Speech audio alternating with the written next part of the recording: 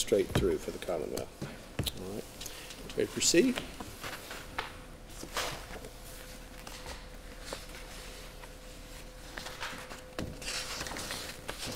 Good morning. May it please the court, counsel. Great. The prosecution of women for the choices they make while pregnant is bad for babies, and it's bad for the criminal justice system. It's bad for women because the prosecution of pregnant women encourages them to terminate their pregnancies, avoid prenatal care, withhold information from their treatment providers, and avoid giving birth in hospitals so as to avoid detection. Every medical group to consider the issue, including the March of Dimes, the American Association of Pediatrics, and the American College of Obstetricians and Gynecologists, opposes the prosecution of pregnant women, including pregnant substance abusers. Ms. Drake, I wanted to interrupt you at that point to ask this, because to me it's sort of a threshold way of viewing this. The victim, if we can use that term, identified in the indictment is not the unborn child, but the born child. So we could view this simply as a case, a wanton endangerment charge, in which a conduct committed one day created a substantial risk to a person, a born person, another day. Is there anything inherent in the wanton endangerment statute that requires the conduct which creates a risk to occur simultaneously with the exposure of that risk to the person? And I point that out, and you can answer in this context. In the Jones case, you have a motor vehicle accident that caused the death of a child born sometime later, after it was born. And in a hypothetical, if one were to leave a loaded shotgun on a playground with children present, that may be considered wanton endangerment. If one were to leave that shotgun on the playground on a Sunday night when there's no one around, there's no immediate risk, that would not in and of itself be wanton conduct. But if you do that knowing that the next day there's going to be children on the playground who would be exposed to that risk, then it may become wanton endangerment the next day when children are present with that loaded shotgun. So in this case, why not? What is wrong with a wanton endangerment charge that says conduct done on this day created a risk of serious physical injury, if in fact did so, to a person on another day? Well, Your Honor, this court has never interpreted the wanton endangerment statute that way. The crime of wanton endangerment is a conduct crime, and it's complete the moment the defendant wantonly engages in conduct that creates a risk of death or serious physical injury. But in the Jones case, you had wanton conduct, being a drunk driver driving wantonly and caused an accident, and that's separated from the homicide that was completed a few days later. Why can't a wanton endangerment be similarly completed on another date? You know, I don't believe that the Jones opinion really got into the question of how the wanton endangerment statute worked or how this court is to interpret wanton endangerment. All of this court's wanton endangerment cases have been consistent. The way the wanton endangerment statute is written is that the crime is complete the moment the conduct occurs. And, Your Honor, I would disagree about your characterization of the indictment in this case. There is absolutely no question, there's no allegation that Ms. Cochran did anything to her child after it was born, while it was in the hospital. The allegation is that she consumed controlled substances while the child was in utero. And the Commonwealth's position has consistently been throughout that the harm in question, the wanton conduct that's prescribed by the statute, is the ingestion of controlled substances while she was pregnant, while this child was still in utero. In fact, does wanton endangerment even require an injury? No, Your Honor. It's not a results statute. There's no injury required. We're not looking at what's happened 4, 5, 10 years down the line. If that were true, you'd have a sort of a butterfly effect of sorts. You know, what I do today may affect something 20 years from now. That doesn't mean that I'm liable for wanton endangerment if my conduct today did not create a risk of death or serious physical injury. So it's incidental in those cases where there actually was injury or even delayed response to the action. The wanton endangerment was completed when the act was done. Yes, Your Honor. Yes, you've argued that the prosecution such as this would increase abortions. Explain that logic to that. Well, Your Honor, that's something that the General Assembly has suggested. The General Assembly has expressly stated that punitive actions taken against pregnant alcohol or substance abusers would create additional problems, including discouraging these individuals from seeking essential prenatal care and substance abuse treatment to deliver a healthy newborn. In other words, the General Assembly is contemplating that prosecuting these women can have adverse consequences. I've attached in the appendix to my brief a variety of opinions from other jurisdictions who have suggested that the prosecution of women will encourage them to terminate their pregnancies. It's really an intuitive sort of thing. After reading the Court of Appeals opinion in this case, what pregnant woman in her right mind is going to go to the hospital and give birth if she's used drugs or alcohol while pregnant, thinking that a positive toxicology test could be used against her in a criminal prosecution? The unintended consequence of prosecuting these women is it encourages them to conceal the evidence of their alcohol or substance abuse. And unfortunately, one of the ways a pregnant woman can do that is by terminating her pregnancy. As a matter of fact, if she came in the hospital positive, but the baby was born healthy and not showing any drugs, she could still, under the present theory, be prosecuted for wanton endangerment. That's correct. And counsel, let me ask you about efforts, I guess, to construe our criminal law in a way that's consistent. And our goal here, or our role, I guess I should say, is to discern the legislative intent with respect to the wanton endangerment statute. And I guess for me, the most compelling evidence of the legislative intent is to look at what occurred with the fetal homicide statutes.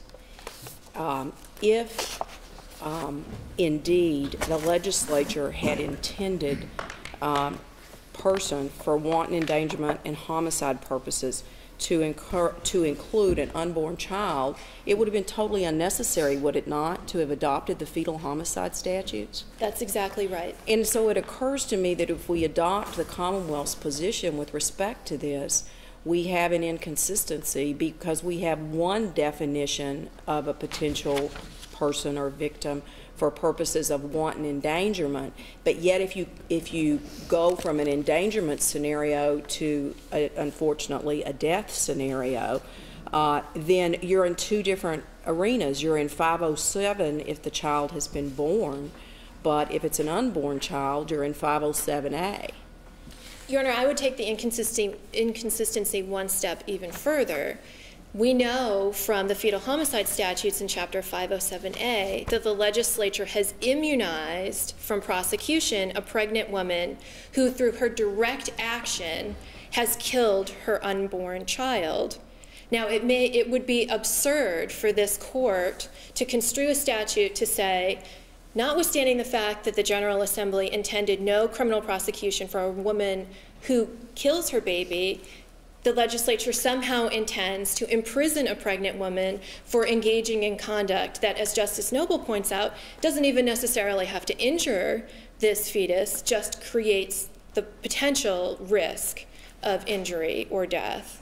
So yes, it's very difficult to consistently read both the legislative history of House Bill 3, Senate Bill 4, and House Bill 108, which contemplate amending the general penal code definition of a person to include an unborn child. It's nearly impossible to say that the legislature thought the penal code definition included a fetus or a viable fetus if they spent 20 years trying to figure out whether it was a good idea to amend the definition to include those entities. I'm concerned, I'm interested in your argument with regard to how this case arises in the first place, and that is Judge Weddle has dismissed an indictment, which has in my mind some procedural, just the more pedestrian issue is just the procedural issue altogether. Does Judge Weddle have the authority? Yes, Your Honor. To dismiss an indictment? The Chief Judge Combs, in her concurring opinion, I read it to suggest that this case is going to have to go back in her mind, in the mind of the Court of Appeals judges, to be vetted further in the trial court before we can reach the issue of whether a circuit judge may procedurally dismiss an indictment. And I want to hear your argument on how Judge Weddle could procedurally dismiss this indictment. Well, according to the circuit court judge's reasoning, this indictment essentially failed to state an offense because an unborn child. Well, is there any authority for a circuit judge to is that the circuit judge's authority to do that?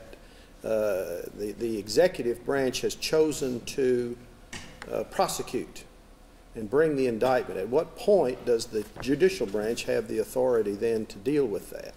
Well, to give you a hypothetical, if the indictment alleged a crime that doesn't exist, the remedy would not be to hold a sham trial on that putative offense.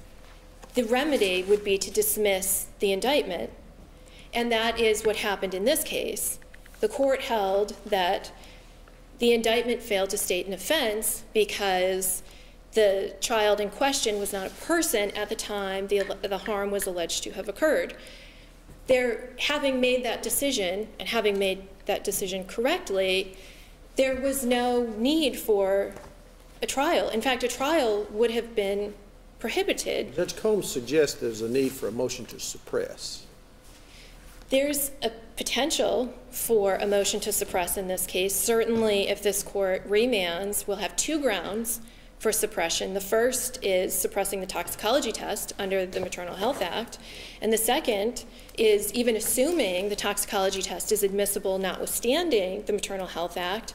Ferguson, a United States Supreme Court case, makes very clear that you cannot introduce a positive toxicology test against a woman in a criminal prosecution unless she has been Mirandized and her consent has been validly obtained. This is otherwise an unlawful search and seizure. So, Your Honor is correct. Perhaps if this court case goes back, the prosecution will never proceed, but I will point out that after the court dismissed the indictment, it expressly invited the Commonwealth to appeal and put on whatever evidence it felt was going to be necessary for that appeal. The Commonwealth put on no evidence. So, I mean, under what? I mean, procedurally, at this juncture, in this case, the Commonwealth has not shown us any evidence. That's correct. The record has no evidence, so we have no idea what evidence the Commonwealth has to prosecute this case. Well, the evidence is the positive toxicology test. Well, I mean, how do we know that? That's what was asserted as the basis for bringing this prosecution in the first place in the circuit court. Asserted by? The Commonwealth's attorney. An argument by the Commonwealth's attorney. That's correct. As part of the court's invitation, as part of this discussion about what the evidence would be, the only thing that could be viewed as a semblance of a proffer on behalf of the Commonwealth's attorney was a suggestion that it would be introducing this toxicology test. There is no evidence in this record that there were any other outward signs of drug or alcohol abuse that had affected this child once it was born. It appears that the only evidence the Commonwealth intends to introduce is a positive toxicology test. But in a way, that's putting the cart before the horse and is beside the point.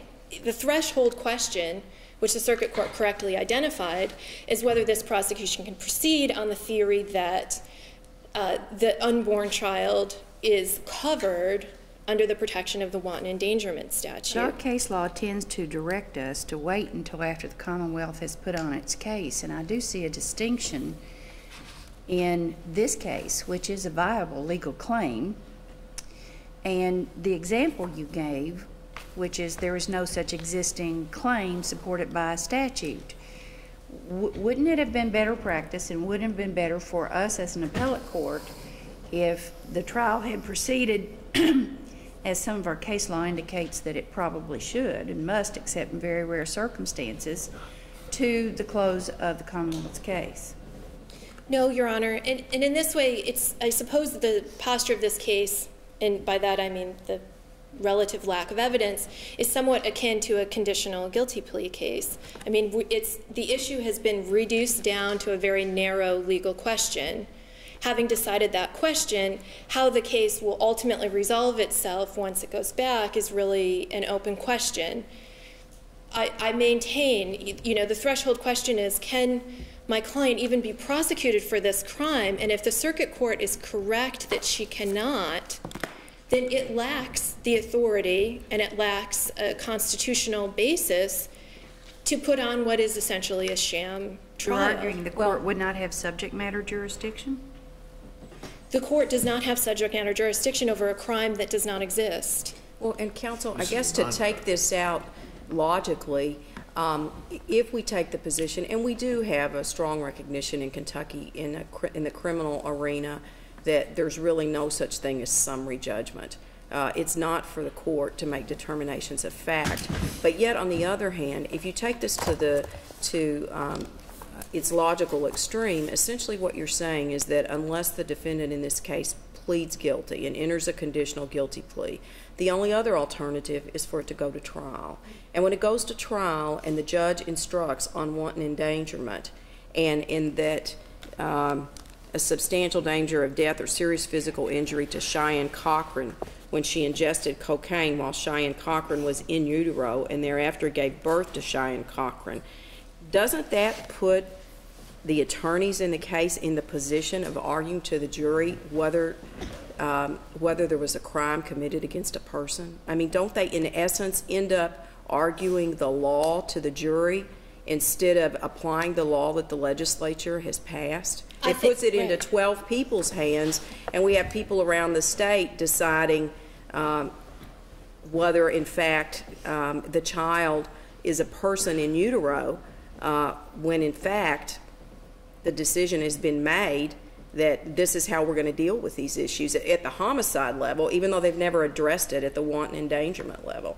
I think that's a fair prediction of what would have happened. And let's play this out. Let's say the circuit court decides it is my legal opinion that this prosecution can't go forward because the unborn child is not covered within the protection of the wanton endangerment statute. Nevertheless, I feel as though I lack discretion to dismiss the indictment. We're now going to put on a trial. Imagine the defendant is unsuccessful. What's the result? Is she going to be imprisoned until this court ultimately reaches a conclusion? The judge could direct a verdict, or the judge could grant a motion to suppress, which would bring all this properly to before the appellate court with there being evidence in the record, or at least the issue would be brought. At this juncture, we have a circuit judge dismissing the indictment, I assume on the ground that on its face that the indictment is defective. That's correct, but the motion for directed verdict would have considered, it would have presumed that the prosecution could proceed. It would have presumed that as a matter of law, this wanton endangerment statute could apply to unborn children, and would simply have tested whether or not the Commonwealth presented sufficient evidence to demonstrate conduct that created a risk of death or serious physical injury. So the focus would be different in the same way the focus in a motion to suppress would be different. If our motion to suppress is the toxicology test admissible, that really has no bearing on the question of whether this unborn child comes within the protection of the wanton endangerment statute. Would it also be true that whether it's a criminal case or a civil case, no court can proceed if it doesn't have subject matter jurisdiction? That's correct, Your Honor. Previously had a case here, JNR versus O'Reilly, that dealt with that particular issue, saying that if you couldn't meet the elements of the statute, you didn't have subject matter jurisdiction and couldn't proceed. Is that a proper analogy to this case? It is, Your Honor. Thank you. JNR came up on a writ, did it not? I believe it did. Now, you were going to make a point a few minutes ago about I think you were indicating you were worried if we sent this back on the procedural aspect and your client lost the motion for directed verdict, would your client sat in jail for 2 years till you came back up to us on appeal and we answered the underlying question you're asking us to answer today? That's your fear. That's my fear. This is a 2005 case. It's taken us 4 years to get to this point. That's sort of the nature of the beast. These cases take a while to progress through the system.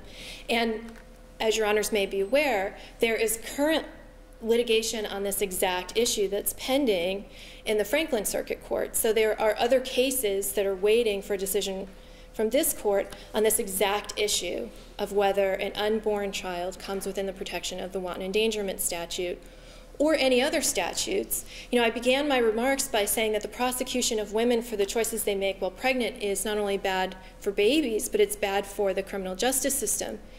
If the Commonwealth has its way, and if this court somehow construes the general penal code definition of a person to include an unborn child, it will open the floodgates to all sorts of new avenues of prosecution.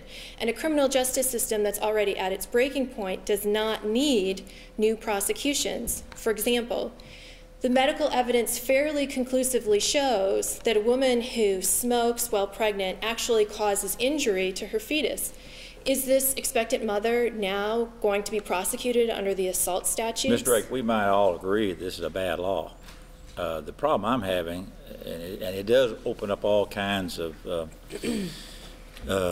troubling consequences, but the way I read the Morris case is that they held that a viable fetus was a person for the entire penal code.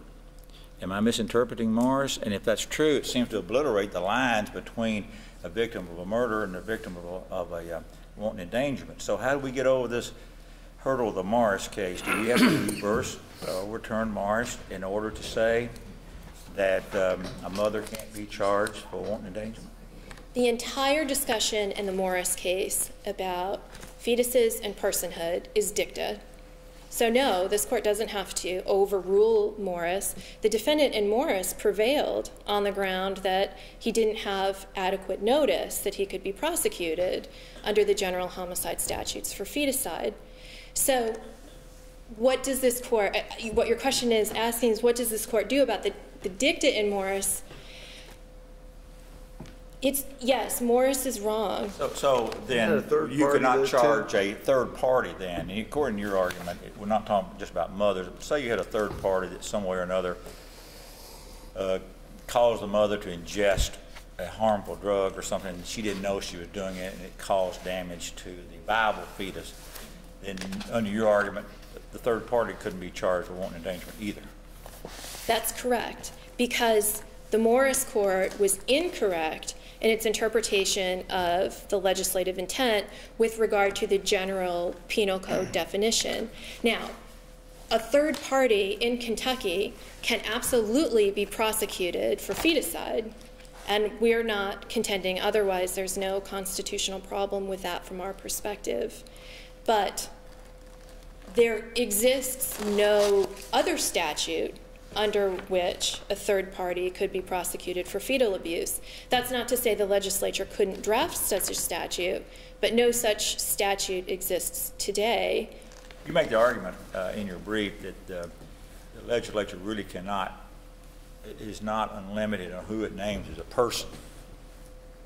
You may be replowing old ground there. It may not even be an issue in this case, but I think there's a kind of a bad choice of words there, that just because the General Assembly says a clothes hanger is a person, a clothes hanger is not a person. I think that was a term that was used. Why can't the legislature define who a person is? What constitutional limitations are for a legislature to make murder applicable to an animal? Roe is very clear on this point, and it says that unborn children, fetuses, viable or otherwise, are not part of the constitutional population for 14th Amendment purposes. And it specifically says that states are not at liberty to amend their definition of personhood to include a fetus, viable or otherwise, as a way to criminalize abortions. Now, it is fair for this court to presume that the legislature was aware of Roe when it was drafting what would become KRS 500-080 sub 12, which is the general penal code definition of a person. Roe was decided in 1973. The Kentucky revised statutes took effect in 1974. The legislature was aware, presumably, I think it's safe to make that assumption of Roe and its admonition that state courts. I thought Roe made a demarcation between early term fetuses and late-term viable fetuses in regard to which of the two the state had a legitimate interest in preserving. That's correct, but that's a different question. Whether a fetus is a person and has rights as a person is a different question from whether the state has a compelling interest in protecting potential life once the fetus has reached viability. Well, isn't your kind of conundrum here is, of course, Roe versus Wade and the language in it was directed toward abortion rights or women's privacy rights, and the language in it that you just quoted, I think, was, as you pointed out, limited to that. That would not prevent the state from defining person in a different way, say for the fetal homicide bill. That's correct. And House Bill 3, Senate Bill 4, and House Bill 108 reflect the legislature's sincere attempt to try and reconcile Roe with the creation of the crime of fetal homicide. Now, what's interesting is, number one, they considered amending the penal code definition of person to include a fetus, viable or otherwise, and chose not to do that. But they also did not define person further for purposes of the fetal homicide statute. They left the definition of person alone and simply defined unborn child. And so that, I think, follows into your argument. Obviously, when the fetal homicide statutes were passed, it was a recognition that there should be criminal consequences for the matters that are addressed there that relate to unborn child or unborn children.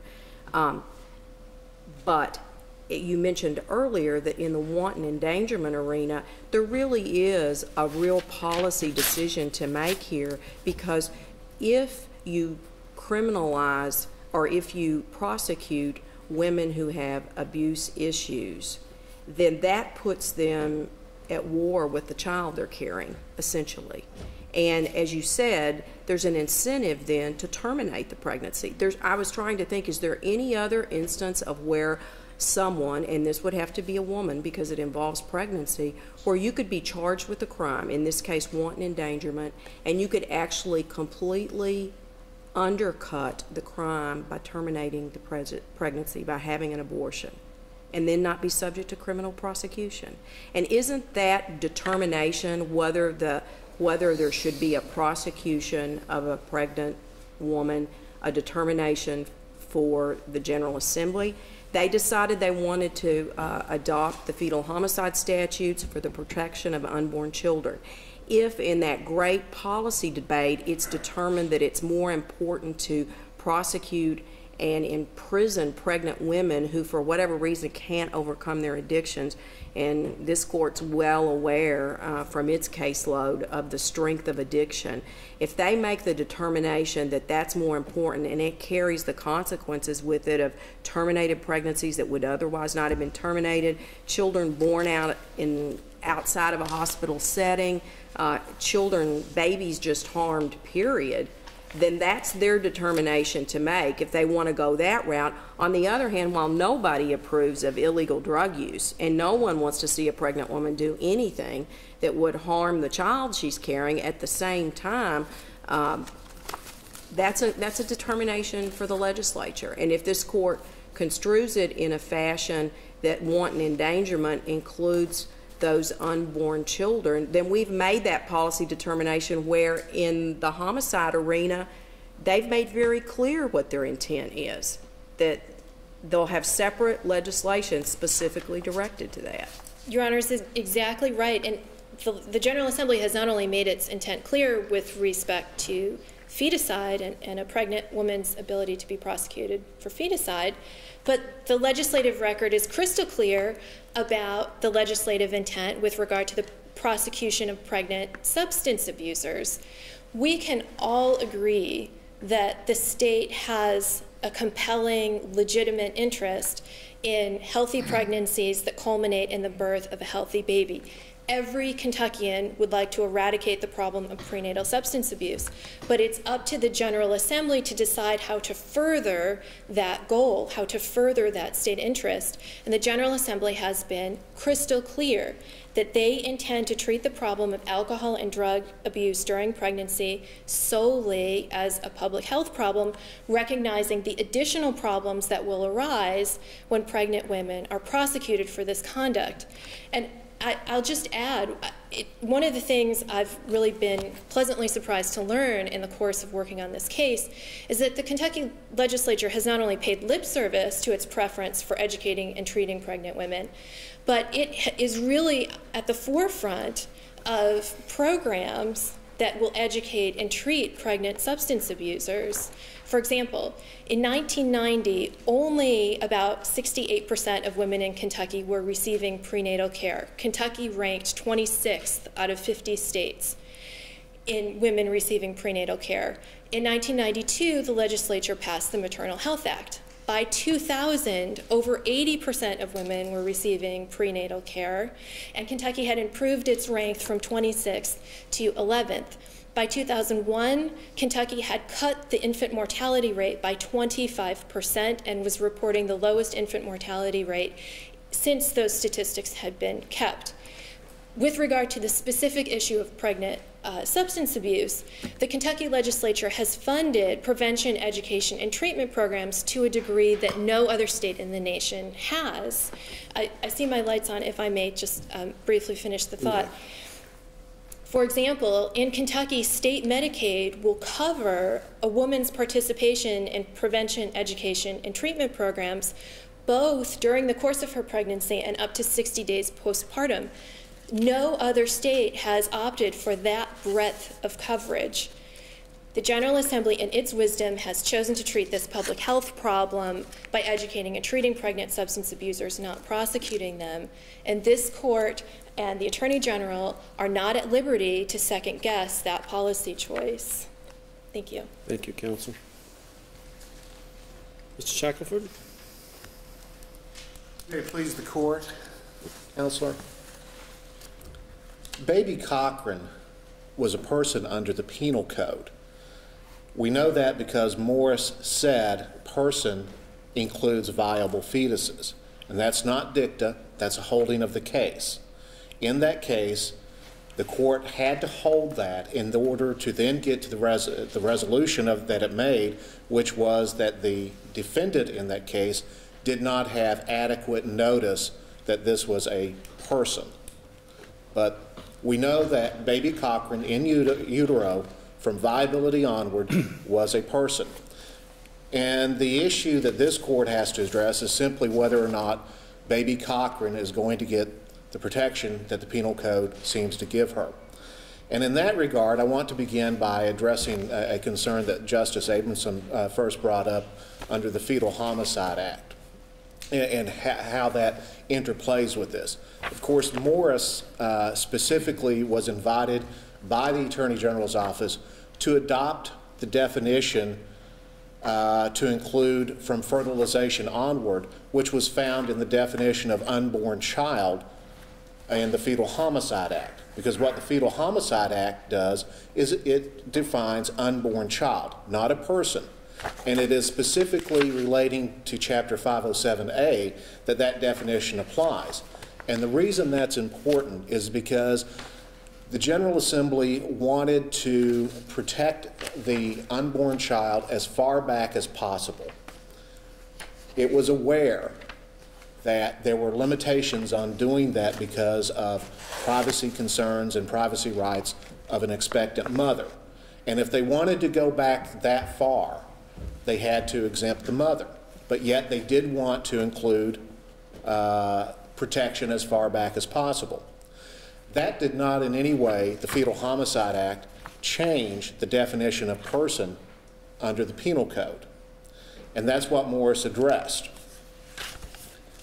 Now, Council has discussed a little bit about some of the concerns that might come up because of prosecution. Of course, some of these, and we haven't, our position is very clear that the constitutional issues are not before the court, and I'm not going to go down that road. But it's very clear that some of the horrors, if you will, that she envisions and invites this court to presume will happen are in fact going to happen. There's the wanton endangerment statute is a very high burden. A woman has to, or a man for that matter, anybody, has to be engaged in wanton conduct, manifesting an extreme indifference to life and endangering the life of another person or serious physical injury. But isn't that going to apply to any pregnant woman who's addicted? I mean, how do any pregnant woman who is addicted? Not necessarily. I think you have to look at the facts, number one, and then number two. But let's say they're a cocaine abuser, or they abuse an illegal drug, something that we in the Commonwealth have determined is illegal. How can that not be? It may very often be, depending upon the facts of the case. But here's the fail-safe, and the second point that I wanted to address is that most of these tests, or if they're done, a prenatal test, clearly are not admissible as evidence.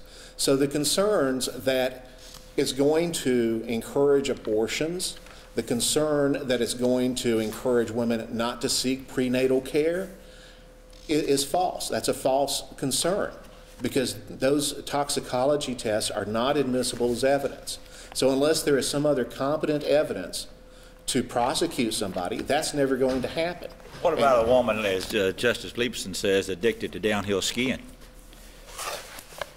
Well, and I think I addressed that in my brief. Let's posit that, and let's say you put a 2-day-old infant in a papoose style, and she skis downhill. Is that wanton endangerment?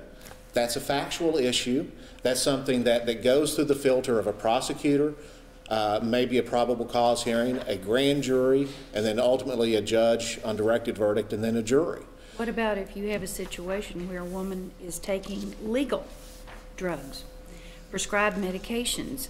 As you have the rule set up, it sounds to me like, at least as far as the elements are concerned, if your version or your view of it is correct, that a woman who's taking a life-saving medication, her life, could also be prosecuted for wanton endangerment after the child is born, as the way you have it here. Well, there's two things. So first of all, I don't think that's wanton conduct if they're taking life-saving drugs. It is if you know the potential for harm and risk, isn't it? Well, the U.S. Supreme Court, obviously, although involving abortions, has discussed the fact that even late-term abortions involving viable fetuses, if it's a life-saving procedure, abortion, you can't prohibit that if it's to save the life. The state can regulate it, can prohibit it, late-term abortions, if it's not to save the life. So that's a possibility. But the other thing is we have to look at facts that we have. We're talking about illegal conduct. And again, that's all the court has to consider. It does not have to consider what about legal conduct. And the difference is, the South Carolina case, the Whitner case that I've cited to the court, mentions this, that there is a privacy interest perhaps in some conduct, but when you're taking illegal drugs, there is no privacy interest. So this court doesn't have to make a carte blanche ruling that will cover even legal conduct. It can narrow its ruling and say, look, what we have before us is illegal conduct. Well, why is it relevant at all whether the conduct is legal or illegal? It's in and of itself. It's whether it creates a risk of injury or harm.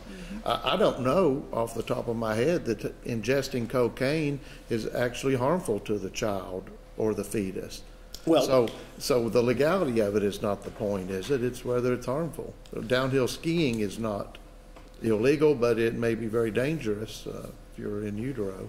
Well, I think logically, it doesn't make a difference whether it's illegal conduct or unlawful or lawful conduct. It doesn't make a difference in that regard. However, to the extent that there are privacy concerns, there may be a ground to say, look, we're not going to address the lawful conduct that might risk an infant's life. All we're going to do is address the unlawful conduct. That's a prosecutorial decision. If we leave the wanton endangerment statute worded as it's worded and interpreted as it's interpreted, it leaves it to the Commonwealth attorney to decide whether he's going to prosecute legal conduct as wanton endangerment versus illegal conduct, does it not? At the first instance, it would.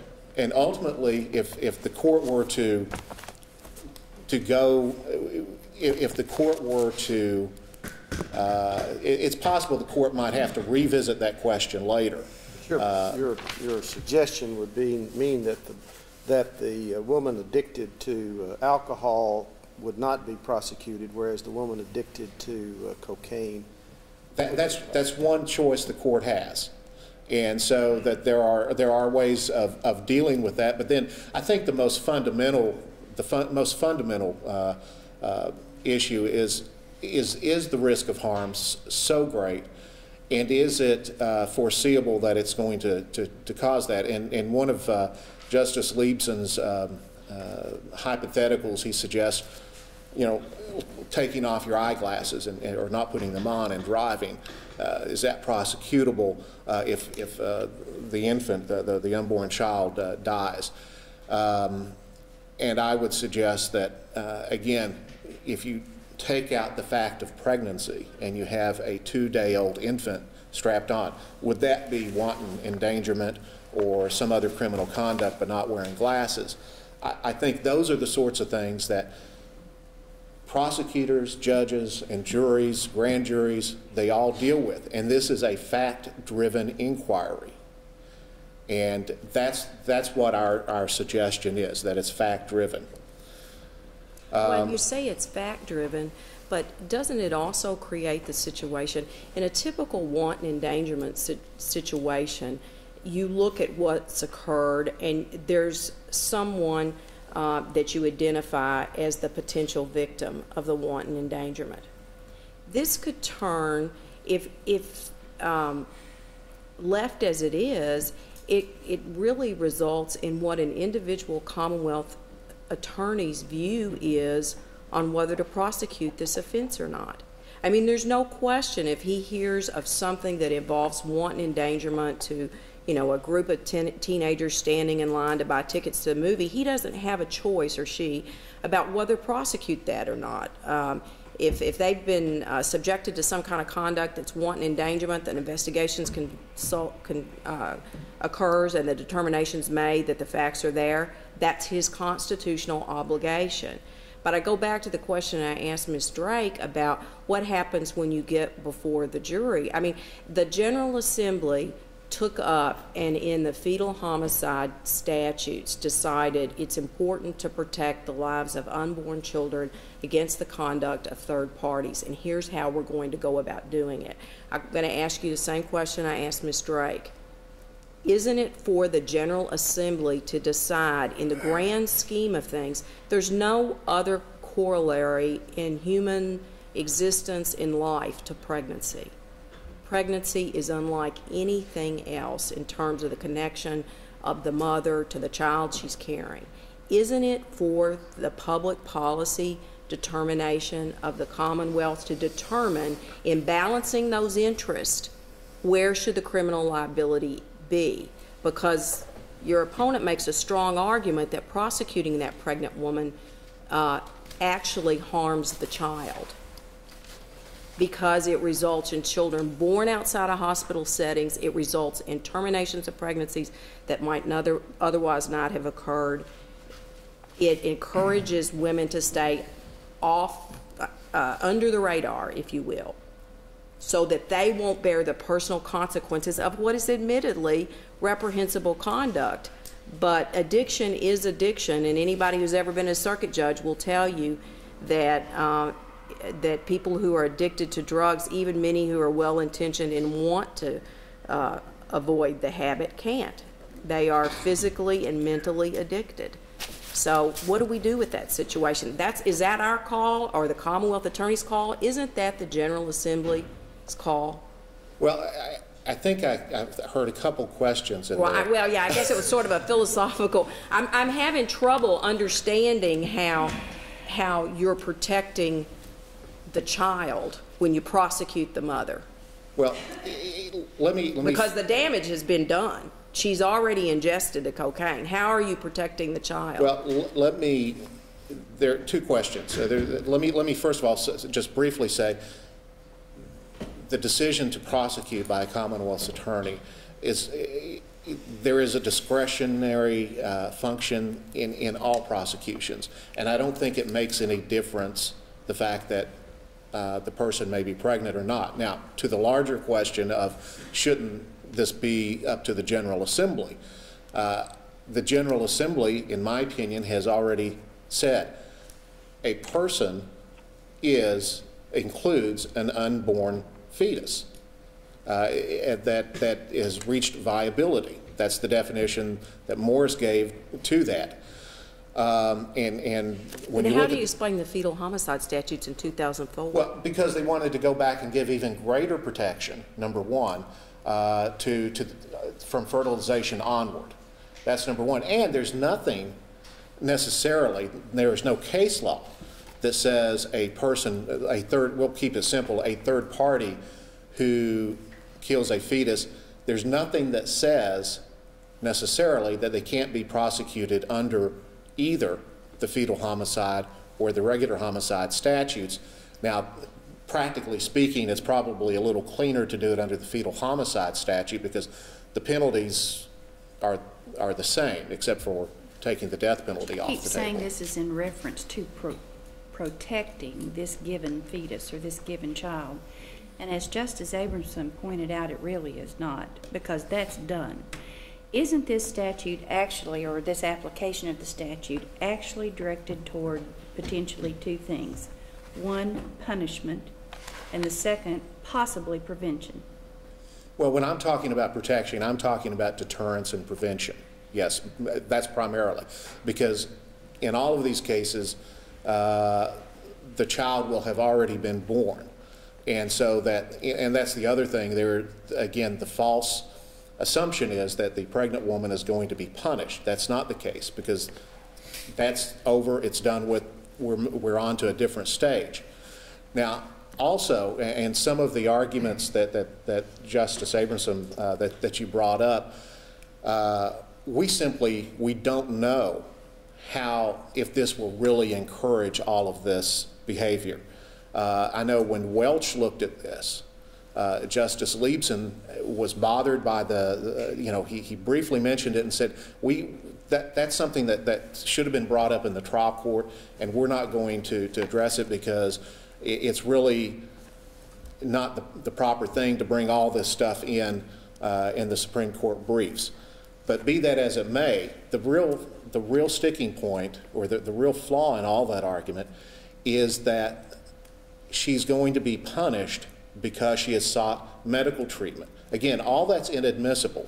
And the Maternal Health Act itself, 1992, and I mentioned this in my brief, but I don't want to lose track of this, it talked about, contemplated the use of evidence, or it said, look, you can't use these prenatal toxicology screenings, you can't use those as evidence in a prosecution. So it obviously contemplated criminal prosecutions being a possibility.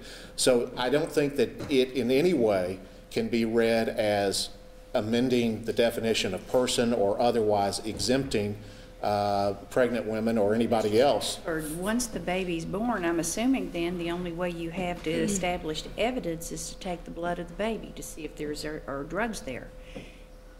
Isn't it still going to result in a prosecution of the mother? If you take a postnatal well, that's what happened in this case. I mean, the right. baby was born. The baby was born showing positive for cocaine, that came from the baby's blood. It was a postnatal test. And I assume if the Commonwealth had gotten around to proving the case, that would have been what they would have had for proof. Well, I think that there is indication that there was a postnatal toxicology test. I know that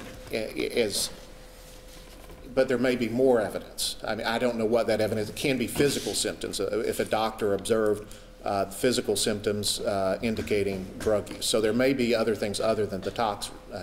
Mr. Shackelford, because we don't have a record, we don't know this, or I don't know this, but is the Commonwealth limiting its argument to one that's predicated solely on the exposure of the unborn child to danger or risk of serious physical injury, or is the Commonwealth's case broad enough to say that the wanton endangerment was that the born child on December 29th of whatever year it was exposed to danger of death or serious physical injury by its by the presence of cocaine in its system? Is the Commonwealth allow that its indictment is that broad, or are you staking your claim on the exposure of the unborn child? I think either one, because that's what, at the trial court level, that's one of the theories that the Commonwealth attorney argued, that the difference was this was the endangerment, if you will, didn't actually occur until after the birth of the child, much as you have mentioned here, and then previously when you were discussing this with Ms. Well, what were they going to say that endangerment was?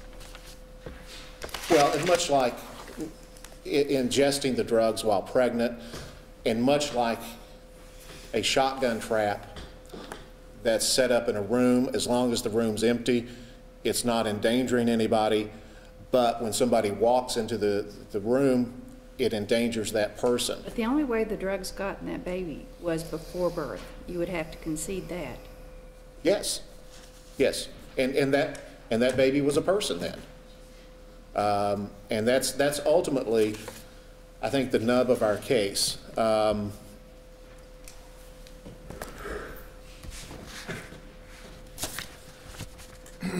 just want to, when I was preparing for this argument, I